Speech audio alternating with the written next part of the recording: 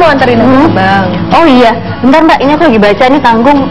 Masa ya, jadi ada perusahaan yang sudah go public tapi terancam bangkrut. Kan kasihan yang para pemegang saham di sana. Iya, benar-benar. Berarti melihat kesehatan perusahaan itu penting banget ya? Iya, penting banget. Nah, terus gimana kita cara menganalisa perusahaan itu sehat atau enggak? Iya, sebenarnya sih kalau kita menempatkan diri jadi apa dulu nih Mbak? Kalau kita jadi trader, kita melihatnya tuh sebenarnya kita lihat jangka pendeknya aja, kita lihat grafiknya, kita melihat untuk kesehatan perusahaan tuh bukan nggak penting ya, tapi nggak diutamakan. Yang penting adalah tren jangka pendeknya. Nah, tapi kalau kita menempatkan diri sebagai investor jangka panjang, maka melihat kesehatan perusahaan itu sangat penting sekali, yaitu dengan analisis fundamental. Analisis fundamental itu apa? Ya, analisis yang melihat profitabilitas, kemampuan perusahaan untuk menghasilkan laba, dan juga dilihat value atau nilai dari saham itu sendiri. Apakah dia terlalu mahal, atau nilainya wajar, atau terlalu murah. Oh gitu.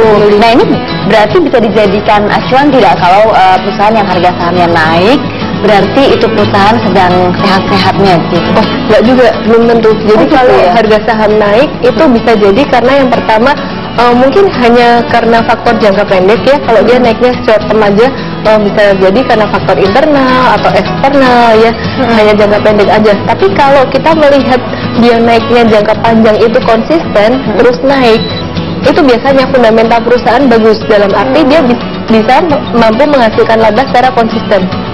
Oh gitu. Nah, kalau gitu ada kadang orang juga ini Mbak Ellen melihat manajemen perusahaan itu. Kalau manajemennya baik, katanya perusahaannya juga sehat. Ini sebetulnya sejalan tidak sih? Ada hubungannya tidak sih manajemen dengan kesehatan? Sangat ada hubungannya ya, karena manajemen itu kan kemudi ya, kemudi di balik perusahaan. Kalau manajemennya sehat, dia bekerja untuk kepentingan perusahaan ya, bukan untuk mencari keuntungan diri sendiri, otomatis juga jalan perusahaannya akan semakin baik seperti itu. Nah, tadi ada yang mau saya tambahkan ya, selain dari profitabilitas dia, juga kita mesti lihat hutangnya ya. Jadi hutang perusahaan, kalau dia laba bersihnya bertumbuh signifikan luar biasa, tapi ternyata hutangnya besar sekali, jadi leverage-nya besar, dia menghasilkan keuntungan besar dengan hutang yang besar, itu risikonya besar. Jadi kita pasti hati-hati. Untuk long term investor sebaiknya hindari perusahaan yang punya debt to equity ratio itu di atas 0,5. Di atas 0,5 ya. Nah, berarti gimana nih kita ngebacanya, terutama untuk yang sudah go public ya perusahaannya, kalau perusahaan itu ternyata sudah sakit, tanda-tanda yang ya, kebalikannya aja. Kalau kita milih perusahaan yang sehat itu kan dia mampu menghasilkan laba secara konsisten, manajemennya bagus, kemudian juga hutangnya terkontrol.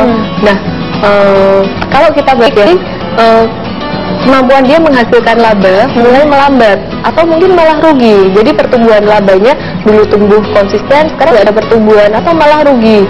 Atau dibalik itu hutangnya semakin membesar dan tidak terkendali. Nah, itu mulai kita harus hati-hati, terutama untuk long term investor sekali lagi. Gitu. Nah, kalau ternyata sudah sakit nih, ternyata perusahaan yang kita invest dalam sudah sakit, reaksi kita harus bagaimana? Apakah harus segera jual atau tunggu dulu lihat perkembangannya, siapa tahu nanti akan naik lagi atau gimana ya? Ya, jadi kembali lagi ya, kita mau jual saham atau tidak, kita tempatkan diri kita sebagai trader jangka pendek atau investor jangka panjang. Nah, kalau jangka pendek, sekali lagi kita nggak terlalu memperhatikan hal seperti ini. Yang kita perhatikan adalah big trend-nya jangka pendek. Tapi kalau kita sebagai investor jangka panjang, mindset kita adalah membeli bisnis. Jadi logikanya kalau bisnis ini sudah tidak bisa menghasilkan laba dengan konsisten, atau mungkin malah hutangnya dia sudah terlalu besar, itu artinya resikonya sudah cukup membesar. Itu berarti kita harus mau tidak mau kita stop investasi di situ, kita pindah ke saham lain yang memang lebih menjanjikan untuk jangka panjang. Oh gitu, jadi tergantung ya, ini kita mau saat ini jangka pendek atau jangka panjang. Kalau kita jangka panjang, kita melihat bahwa oh ini udah nggak bisa menghasilkan profit dengan konsisten, kemudian hutangnya sudah mulai tak terkendali, semakin besar, maka logikanya dalam jangka panjang kemampuan dia untuk semakin bertumbuh itu pun juga sulit. Jadi baiknya kita stop aja, kita pindah ke perusahaan lain, ke bisnis lain yang lebih menjanjikan dan lebih mapan tentunya ya. Iya, betul sekali. Oke, baik. Aduh, makasih banget nih Mbak Ellen sudah dikasih pencerahan nih tentang kesehatan perusahaan. Jadi sekarang kita bisa pergi ke bank. Bisa, ayo ke kantor.